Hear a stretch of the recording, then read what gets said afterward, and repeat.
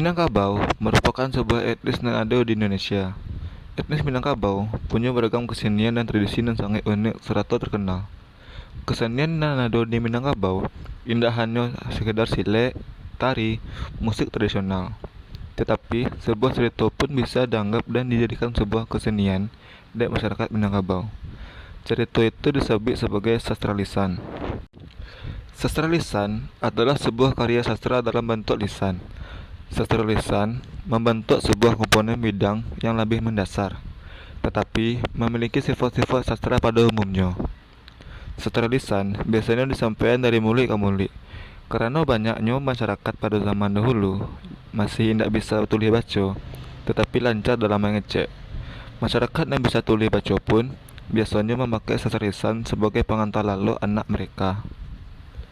Ada sebuah sastra lisan yang lahir dan tumbuh di Sungai Beramai, Kota Padang, dan menceritakan tentang sebuah gunung nan banyak dihuni baruak. Baruak-baruak di sini dianggap sakral dari masyarakat sekitar, karena banyaknya tragedi dan berhubungan juga baruak sakral tu. Cuikulah ceritanya. Pada suatu hari, ada seorang nelayan dan pai mencari kayu karing ke Gunung Meru. Gunung Meru terletak di pesisir pantai Kota Padang.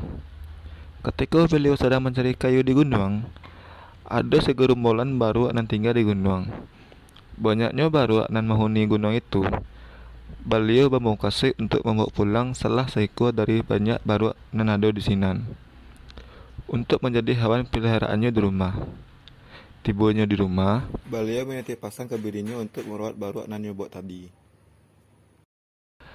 Alah 2 minggu nelayan tadi pergi ke tengah laut untuk mencari lawak.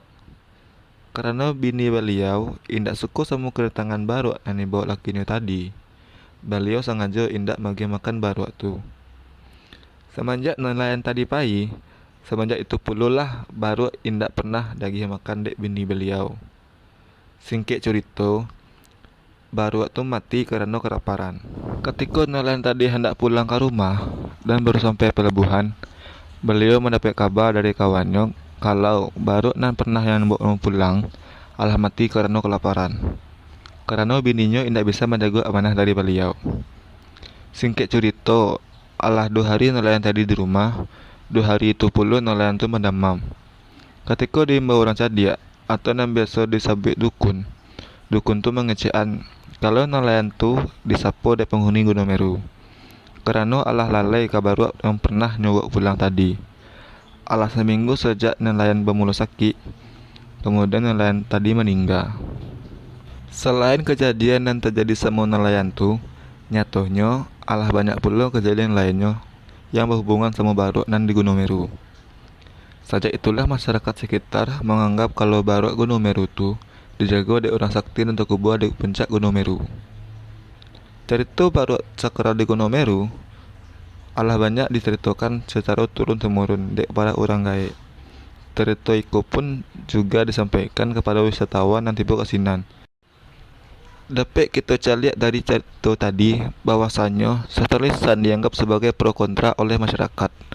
Dan dapat pula kita petik hikmahnya, yaitu agar indak asal membawa hewan atau apa saja yang indak punya kita, kecuali kita meminta izin kepada yang punya terlebih dahulu.